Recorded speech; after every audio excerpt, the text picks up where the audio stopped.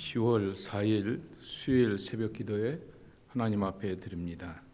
3일 만에 여로보암과 모든 백성이 르호보암에게 나아갔으니 이는 왕이 명령하여 이르기를 3일 만에 내게로 다시 오라 하였습니다. 왕이 포악한 말로 백성에게 대답할세 노인의 자문을 버리고 어린 사람들의 자문을 따라 그들에게 말하여 이르되 내 아버지는 너희의 멍에를 무겁게 하였으나 나는 너희의 멍에를 더욱 무겁게 할지라. 내 아버지는 채찍으로 너희를 징계하였으나 나는 전갈 채찍으로 너희를 징치하리라 하니라. 왕이 이같이 백성의 말을 듣지 아니하였으니 이 일은 여호와께서 말미암은 난 것이라. 여호와께서 전에 실로 사람 아히야로 느바세 아들 여로보암에게 하신 말씀을 이루게 하려 하심이더라. 온 이스라엘이 자기들의 말을 왕이 듣지 아니함을 듣고 왕에게 대답하여 이르되 우리가 다윗과 무슨 관계가 있느냐? 이새의 아들에게서 받을 유산이 없도다. 이스라엘아 너희의 장막으로 돌아가라. 다윗이여 이제 너는 내 집이나 돌아보라 하고 이스라엘이 그 장막으로 돌아가니라. 그러나 유다 성읍에 사는 이스라엘 자손에게는 르호보암이 그들의 왕이 되었더라. 르호보암 왕이 역군의 감독 아두람을 보냈더니 온 이스라엘이 그를 돌로 쳐 죽인지라. 르호보암 왕이 급히 수레에 올라 예루살렘으로 도망하였더라. 이에 이스라엘이 다윗의 집을 배반하여 오늘까지 이르렀더라. 온 이스라엘이 여로보암이 돌아왔다 함을 듣고 사람을 보내 그를 공회로 청하여 온 이스라엘의 왕으로 삼았으니 유다 지파 외에는 다윗의 집을 따르는 자가 없으니라. 르호보암이 예루살렘에 이르러 유다 온 족속과 베냐민 지파를 모으니 택한 용사가 18만 명이라. 이스라엘 족속과 싸워 나라를 회복하여 솔로몬의 아들 르호보암에게 돌리려 하더니 하나님의 말씀이 하나님의 사람 스마야에게 임하여 이르시되 솔로몬의 아들 유다 왕 르호보암과 유다와 베냐민 온 족속과 그 남은 백성에게 말하여 이르기를. 함께 읽겠습니다. 여호와의 말씀이 너희는 올라가지 말라. 너희 형제 이스라엘 자손과 싸우지 말고 각기 집으로 돌아가라. 이 일이 나로 말미암아 난 것이라 하셨다라 하신지라. 그들이 여호와의 말씀을 듣고 그 말씀을 따라 돌아갔더라. 아멘. 오피셜하게 이스라엘이 남과 북으로 갈라지게 되는 이스라엘의 분열의 역사가 나오게 됩니다. 그리고 이 분열의 역사에 대하여서 하나님께서 분명히 말씀하여 주시기를 이 일은 하나님으로 인하여서 이루어지게 된 것이다 라고 하는 말씀이 반복하여서 나오고 있는 것입니다. 여기 24절 말씀에도 있는 것처럼 이 일이 나로 말미암아 난 것이라 라고 이렇게 말씀하여 주고 있는 것입니다.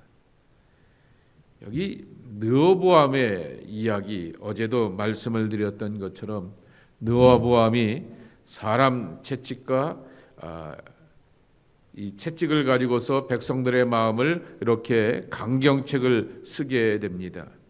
젊은 참모들의 조언을 받아서 내 아버지의 내 새끼손가락이 내 아버지의 허리보다 굵다라고 하면서 내 새끼손가락이 내 아버지보다 굵다라고 하며 스스로의 권위와 위엄을 내세우게 되었던 것입니다. 르호보암이 왕이 된 지가 41살이라고 그랬습니다. 어린 소년이 아닙니다. 그리고 르호보암과 함께 참모가 되었던 이들도 40대라고 하는 것이죠. 근데 솔로몬의 임기가 40년이었습니다. 그러니 젊었을 때의 성공과 노년의 실패와 부끄러움에 대하여서 다 지켜보았을 것인데 결국 이 르호보암은 뭘 보았을까라고 하는 것입니다. 하나님 앞에 기도하며 하나님의 은총과 복으로 사는 모습에 대해서는 마음에 담아두지 않고 아버지가 권력에 취하여서 타락하고 방탕하며 그리고 백성들을 쥐어짜는 그 모습들을 보게 되면서 권력이 있으면 얼마든지 쥐어짤 수 있다라고 하는 그러한 착각 가운데 있게 되었다가 나라가 이렇게 둘로 크게 갈라지게 되는 불행한 역사로 남게 되었다라고 하는 것입니다. 그래서 24절과 15절 말씀에 있듯이 이 일은 여호와께로 말미암아 난 것이라 라고 하는 그러한 결과를 얻게 되었던 것입니다. 근데 오늘 여기 르호보암이 이렇게 백성들 앞에서 대답을 하고 있는 것을 볼 수가 있습니다. 14절이죠. 어떤 어린 사람들의 자문을 따라 그들에게 말하여 이르되 내 아버지는 너희의 멍에를 무겁게 하였으나 나는 너희의 멍에를 더욱 무겁게 할지라. 그러니까 솔로몬이 세금을 많이 거뒀는데 나는 더 거두겠다라고 하는 것입니다. 그것으로 자신의 권위를 내세워 보려고 하는 것이죠. 내 아버지는 채찍으로 너희를 징계하였으나 나는 전갈 채찍으로 너희를 징치하리라 그랬습니다. 역사의 교훈 가운데서 깨달음이 없고 삶의 자리와 그러한 흔적들 가운데서 하나님 앞에 돌이킴이 없게 되면은 뭘 경험하냐라고 하게 되면 사무엘하 7장 14절 말씀에 보게 되면은 사람 막대기와 인생 채찍이라고 하는 것입니다. 사람 막대기와 인생 채찍을 가지고서 훈련하시는 하나님의 연단과 훈련을 겪게 되는 것입니다. 그러기에 채찍은 아무나 드는 것이 아니다라고 하는 것입니다. 사무엘하 7장 14절에 이런 말씀이 있습니다. 저가 만일 범하면, 이 여기서 말하는 저는 바로 이 다윗과 그의 후예들입니다. 사무엘하 7장의 말씀에 보게 되면 하나님께서는 다윗에게 언약을 맺어 주셨고 하나님의 집을 짓고 하나님 앞에 충성을 다하려고 하는 다윗을 하나님께서는 축복하여 주셔서 너와 내 자손들을 향하여서 지켜주시겠다 그랬습니다. 그렇지만은 그렇게 언약의 백성이라 할지라도 하나님 앞에 범죄하게 되면 내가 사람 막대기와 인생 채찍으로 징계하려니와 그랬습니다. 그러기에 우리는 우리가 갖고 있는 권력, 우리가 갖고 있는 지위, 위치, 그리고 그 자리를 따라서 영광과 명예만을 구할 것이 아니라 어제 이 원로들이 르호보암에게 부탁한 것이 있습니다. 백성을 섬기면 그 이스라엘 백성들이 임금 앞에 영원한 종이 될 것입니다. 그랬습니다. 섬기면 섬길수록 이곳에서 종이 된다라고 하는 것이죠. 그것이 바로 서번트 리더십의 원리입니다. 종된 리더십의 원리인 것을 알지 못하게 되면서 르호보암이 이와 같이 강공책을 쓰게 되었다가 불행한 결과를 맞게 되었던 것입니다. 그리고는 이새의 아들과 아무런 인이 없다라고 말합니다. 다윗을 이새의 아들이라고 이름을 부르고 있는 것입니다. 결국 그 아버지를 폄하하게 되면서 아무것도 아닌 보잘것없는 가문으로 여기게 되었던 것이죠. 다윗은 이새의 아들로서 아버지로부터도 그렇게 환영받지 못하고 인정받지 못하게 되었던 그러한 아들이었던 것입니다. 그런데 그렇게 이름을 불러가게 되면서 거리를 두고 있게 되고, 그리고 또한 르호보암이 이를 위해서 역군을 보내게 되었더니 역군이었던 감독이었던 아도람을 돌로 쳐서 죽여서 보냈다 그랬습니다. 분위기가 심상치 않은 것을 그제서야 깨닫게 되었던 르호보암이 예루살렘으로 마차를 타고 얼른 도망하게 되었고, 그리고 또한 다윗의 집안이 유다 지파였기 때문에 유다 지파 사람들과 인접한 그러한 땅에 있는 베냐민 지파의 사람들을 불러 모아 가지고서 전쟁을 시도하게 되었던 것입니다. 그래서 그 택하였던 모였던 군인들이 무려 18만 명이라고 하는 것입니다. 제법 많은 군인들을 모아서 남북이 싸우게 되는 동족상잔의 비극, 이 사사기에서 보게 되었던 이 불행한 역사가 다시금 반복되는 것처럼 경험되게 되는데, 이때 하나님께서 스마야를 통하여서 예언의 말씀을 주시게 되는 것입니다. 22절에 보게 되면은 하나님의 말씀이 하나님의 사람 스마야에게 임하여 이르시되, 솔로몬의 아들 유다 왕 르호보암과 유다와 베냐민 온 족속과 그 남은 백성에게 이르기를, 너희는 올라가서 싸우지 말라라고 하는 것입니다. 그리고 이 나라가 둘로 갈라지게 되었던 것은 하나님께서 마음먹고 작정하시게 되었던 하나님의 뜻이다라고 하는 것입니다. 나로 말미암은 것이다 그랬는데요, 표준세 번역에는 이렇게 번역해 놓았습니다. 내가 이 일을 시킨 것이다 라고 말씀하고 있습니다.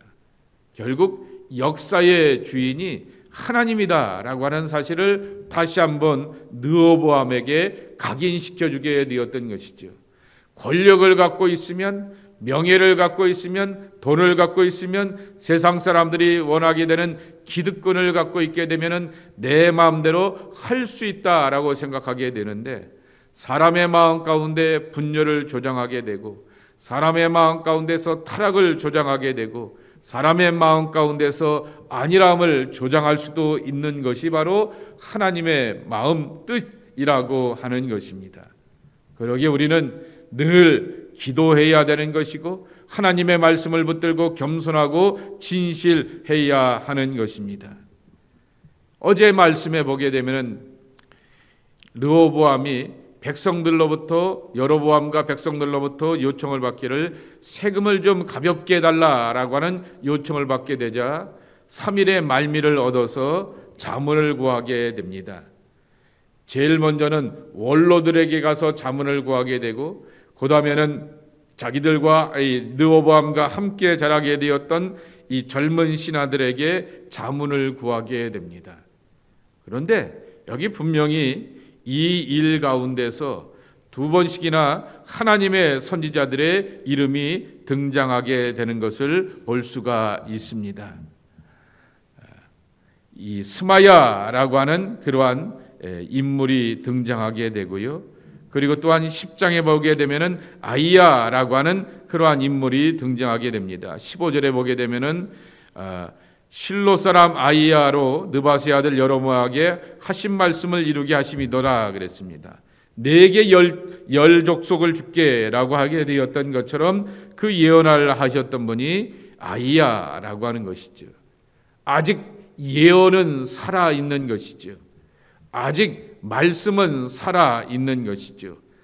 이 아이야가 예언을 하게 되었고 여로보암이 이 예언의 말씀을 받게 되었다라고 하는 것을 솔로몬이 살아 생전에 들었기 때문에 그를 향하여서 미워하고 죽일 마음을 갖게 되니까 그는 이집트로 망명 생활을 하게 되면서 잠시 피난 생활을 하게 되었다가 솔로몬이 죽고 나니까 다시금 세겜 땅으로 와서 북쪽에서 영향력을 행사하게 되었다라고 하는 것입니다. 이런 정치적인 것들보다도 더 중요한 것은 하나님의 말씀은 살아있고 하나님의 예언은 살아있음에도 불구하고 왜 르호보암은 진작부터 하나님의 선지자를 찾아가지 못하였을까라고 하는 것입니다. 우리가 신앙생활을 했을 때 범하는 실수와 착오 가운데 하나가 여기 있는 것입니다. 내가 편한 사람, 내가 익숙한 사람, 내 이야기를 잘 들어줄 수 있는 사람, 그런 사람들을 찾아가면서 정말 위로를 받고 용기를 받고 달램을 받는 것도 좋지만은 그것이 우리는 전부가 아닙니다. 때로는 하나님의 말씀이 내 앞에 불편할 수도 있지만은 그 불편하지만 하나님의 말씀을 그대로 액면 그대로 받아들이고 순종할 때 그 안에서 회복의 역사가 있게 되는 것이고 참된 은혜로서 온전히 인도함 받게 되는 것이고 그리고 부흥의 역사를 이뤄가게 되는 것입니다. 계시록에 보게 되면은 이 말씀을 먹으라 그랬습니다. 먹었더니 뱃속에서 쌉쌀하고 썼다라고 말하게 됩니다. 하나님의 말씀이 날마다 우리에게 배부름과 만족감과 기쁨만을 더해주는 것이 아니라 내 배를 아프게 할 수도 있는 것이고 내 몸가짐과 삶의 자세에 대해서 불편하게 할 수도 있는 것입니다. 늦게서야 느어보암은 스마야라고 하는 선지자가 말씀하시게 되었던 하나님의 뜻에 순종하게 되면서 이 18만 군사를 이 북쪽을 향하여서 올라가서 쳐들어가 싸우려고 하게 되었던 그 계획을 멈추고 다시금 돌아서게 되었다라고 하는 것입니다. 여기 24절과 15절에 나오게 되는 이 일은 여호와로 말미암았느니라 그랬을 때 일이라고 하는 이 히브리어 단어가 표현이 좀 그런데요, 시빠라고 하는 그러한 단어입니다. 그 말의 뜻은 방향 전환이라고 하는 뜻을 담고 있습니다. 이것은 이 방향을 틀어버리게 되었던 것은 하나님으로 말미암이라라고 말씀하고 있는 것입니다. 동으로 가는 것 서로 가게 되고 서로 가려고 하게 되었는데 또 남으로 가게 하고 북으로 가게 하고 그것은 바로 하나님의 일이었다라고 하는 것이죠. 북부의 선지자 아이야가 하나님의 뜻을 예언하게 되었습니다. 남부의 선지자 스마야가 이 일에 대하여서 하나님께서 계획을 갖고 있다라고 하는 것을 예언하게 되었다라고 하는 것입니다. 말씀은 살아있다 그랬습니다. 예언은 살아있다라고 말씀하게 되었던 것입니다. 정말 우리는 하나님의 주권적인 역사의 선택과 결과를 기억하게 되면서 순종하고 따라가게 되는 것이 하나님 앞에서 기쁘심을 받는 복된 삶이 된다라고 하는 것입니다. 그나마 느어보암이 하나님의 말씀을 그대로 순종하여 따르면서 남북이 전쟁으로 일어나지 않게 되며 동족 상잔의 비극이 일어나지 않는 사사기가 반복되지 않는 그 지혜로운 선택을 하게 되었던 것이 그나마 다행이고 감사할 것입니다. 그러나 진작에 일찌감치 하나님의 말씀을 따랐다라고 하게 되면은 이런 일이 없었을 것이다라고 하는 것입니다. 언제나 우리를 향한 살아있는 하나님의 말씀을 늘 기억하며 그 말씀이 내게 들려지고 가르침을 받고자 하게 되었을 때 사모하는 자가 되시길 바랍니다. 그리고 구하는 자가 되시길 바랍니다. 말씀을 찾고 말씀을 구하게 되면 살아있는 하나님의 말씀은 여러분들을 가르치고 인도하며 깨우쳐서 바르고 옳은 길로 이끌어 주실 것입니다.